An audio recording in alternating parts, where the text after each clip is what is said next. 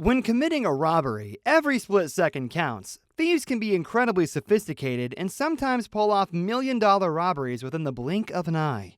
In this video, I'll be showing you the top 5 most daring robberies in history. Let's dive right in. Number 5. The Northern Bank Robbery. On the night of Sunday, December 19, 2004, groups of armed men arrived at the homes of 2 employees of Northern Bank.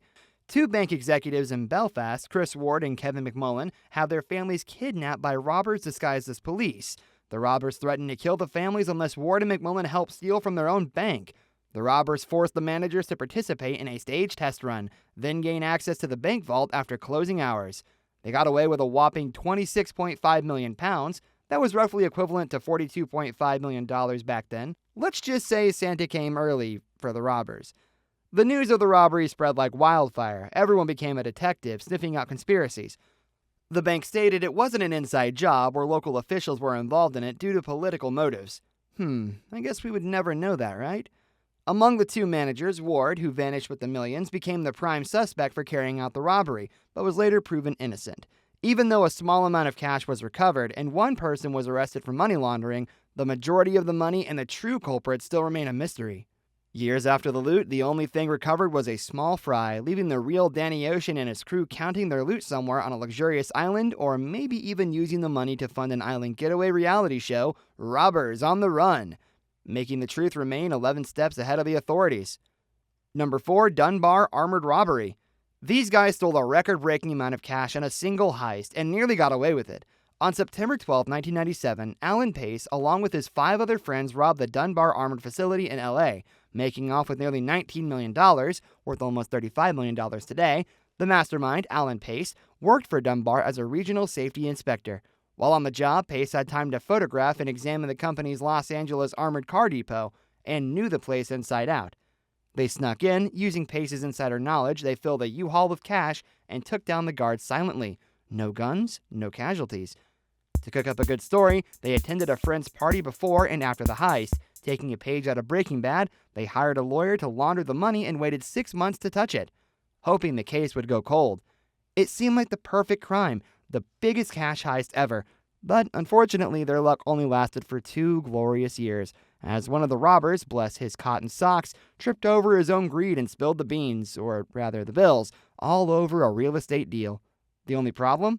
The bills were still sporting their original bank wrapper, like a price tag that just wouldn't come off. Nevertheless, the friend turned into a Fed, landing the crew in permanent orange jumpsuits. All that meticulous planning and sleepless nights, all for nothing. The only consolation prize? They managed to outsmart the authorities for a glorious few weeks. At least they had that. Number 3. Graff Diamonds Robbery. Forget the ski masks and fake mustaches. In the posh London neighborhood of Bond Street, on August 6, 2009, a man Cassé and his partner tried to pull off a real-life mission improbable.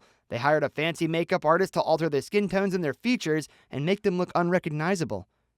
"Hey dude, check this. Do you see? Bet my own mother wouldn't know me." "Yo man, well, that's gotta be a good thing, right?" Looking like ordinary customers, they made their way into Graff's jewelry store by taxi, and once inside, they whipped out guns which they used to threaten staff Petra Anar, a shop assistant, to empty the display cases. A total of 43 pieces of bling, rings, bracelets, necklaces vanished in a flash. Petra was held hostage and was forced into the street during their getaway. After releasing the hostage outside the store, one of the robbers fired a shot into the air to create confusion, and both escaped the scene. Unfortunately, their getaway wasn't as smooth as their disguises. Police soon caught them, and it turns out that the robbers were not some average robbers, but the infamous gang, the Pink Panthers. Even though the robbers were caught, but some of the stolen jewels remain missing. Experts suspect they were recut and are now sparkling anonymously somewhere new. Number 2. The Antwerp Diamond Heist. Can you imagine getting screwed over by a salami sandwich? After pulling out the biggest diamond heist of the century, on 2003, February 16th in Belgium, a team of top-notch Italian thieves cracked one of the world's toughest diamond vaults. Getting this far took them 2 years of practice and planning that starts with infiltrating the city's well-guarded diamond. The heist was so big that it was named as Heist of the Century. But how did such a big heist get screwed up? Reason? A salami sandwich. The vault where the jewels were kept had a lock with over 100 million possible combinations and was located 2 floors underground and protected by 20 layers of security, as well as having its own private security force. A heist would seem unthinkable to carry out, but not for Leonardo Notarbartolo, a career criminal from Turin who disguises himself as an Italian diamond merchant and moves into an apartment in the same building as the Antwerp. The method provided Leonardo with a tenant ID card offering 24-hour access to the building. Leonardo, along with his accomplices, managed to fix their own hidden cameras above the door to the room that contained the vault and film the guards entering the combinations to the door, as well as building an exact replica of the vault to practice breaking the locks. The plan worked like a charm, and a total of $100 million worth of diamonds vanished without a single security camera detecting them.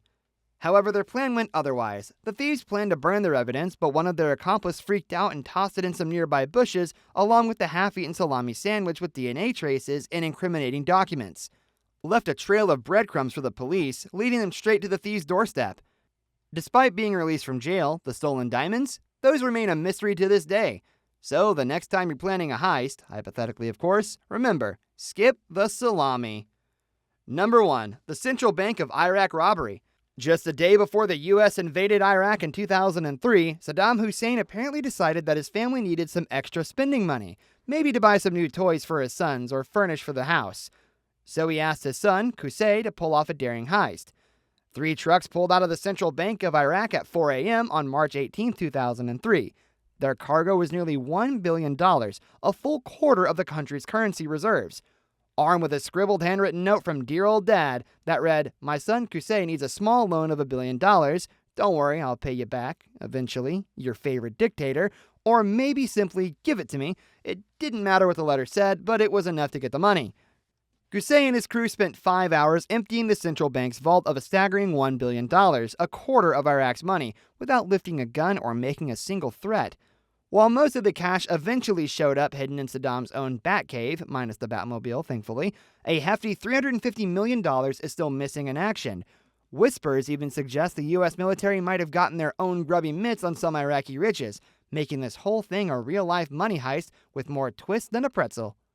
This Mission Impossible bank job serves as a wild reminder of the chaos and high stakes surrounding the Iraq War, proving that sometimes even dictators gotta get paid.